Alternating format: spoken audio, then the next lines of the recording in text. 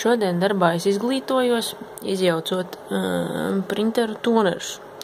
Un es nonācu pie ļoti interesanta atklājuma, kuru es tūliņ jums nodemonstrēšu. Tātad šeit mēs redzam tonera pašu pulverīti, ko es esmu izbērus ārā no šī tonera.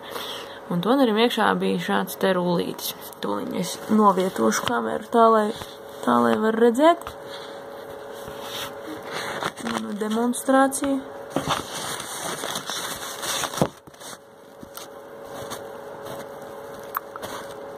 Negribu kaut kā turēties.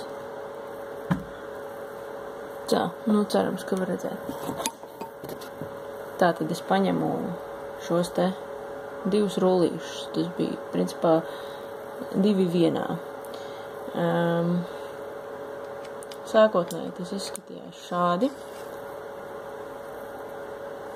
Un kā izrādās, šis te metāla rullīts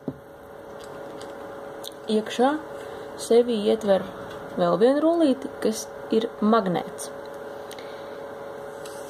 Un kas man bija liels pārsteigums, šis te magnēts pievelk printera tonera pulveri.